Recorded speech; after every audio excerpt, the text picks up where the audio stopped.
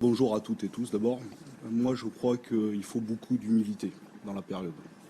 Et depuis le début de cette crise, je n'ai pas pris la parole contre un certain nombre de dispositions qui peuvent être prises parce que je pense que personne n'a la solution pour la résoudre seul. Et le premier choix qui a été fait par le président de la République, par ce gouvernement et par une majorité, c'est de gérer cette crise seul. Et de penser que la démocratie et le Parlement étaient un empêcheur de tourner en rond et qu'il fallait aller très très vite. Et notamment, c'est le débat qui s'annonce aujourd'hui. On est au 12e ou 13e texte. Le gouvernement n'accepte peu ou pas d'amendements et considère qu'il peut gérer seul cette crise et avoir tous les ressorts pour la gérer. Ça, c'est le premier point. Puis la deuxième chose, je pense qu'on a besoin d'un moment d'unité. Parce que ça fait 18 mois que la France souffre, que les Françaises et les Français souffrent. Un certain nombre ont été touchés par le Covid. Et on gardera des séquelles un certain nombre peut-être de semaines ou d'années. Un certain nombre de personnes ont perdu des proches. Et oui, il y a des gens qui ne souhaitent pas se faire vacciner pour diverses raisons. Bien sûr, il faut leur dire que moi je suis doublement covidé et triplement vacciné. Et je ne cesse autour de moi de dire que la vaccination est un des clés pour sortir de cette épidémie. Mais moi je le fais toujours de façon à convaincre les gens et non pas ni à les humilier, ni à leur dire que ce sont des sous-citoyens, y compris, moi, je pense qu'il faut lire l'interview dans son intégralité, parce qu'il y a la phrase « emmerdé », mais il y a ce que souligne Mme Portelli, qui pour moi est peut-être même plus grave que ce qu'a dit sur emmerdé. Ce sont des irresponsables et donc pas des citoyens. Il parlait des anti-vaccins. C'est de dire, non mais attendez, je finis, j'ai pas pris la parole beaucoup, je finis.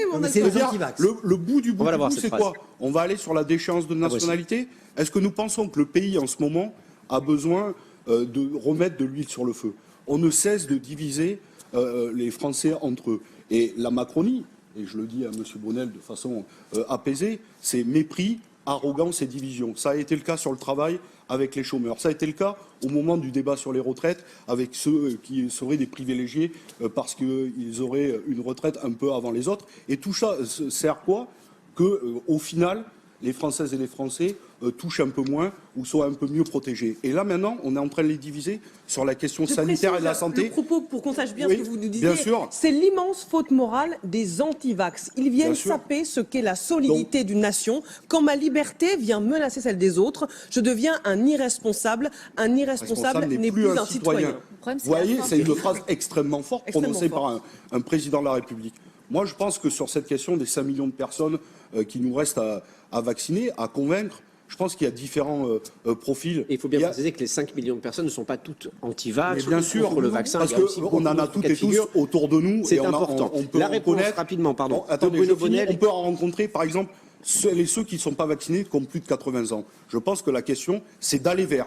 Parce que elle et eux, vous pouvez mettre le pass sanitaire ou encore le pass vaccinal. Vous connaissez le contre-argument aussi. Voilà. Ça fait un an que cette campagne de vaccination a commencé. Il y a eu beaucoup d'explications.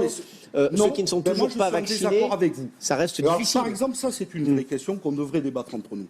On parle beaucoup de vaccination, c'est vrai, et beaucoup du Covid, et y compris sur tous les plateaux de télévision, y compris des fois on demande aux politiques d'être des médecins et des médecins à faire de la politique. Moi je pense qu'il faut que les politiques fassent de la politique et que les médecins retrouvent la rationalité de la science et qu'on fasse un grand événement populaire autour de la science et de la rationalité. Parce que parfois, la parole politique, elle est décrédibilisée. Je vous finis juste sur ça.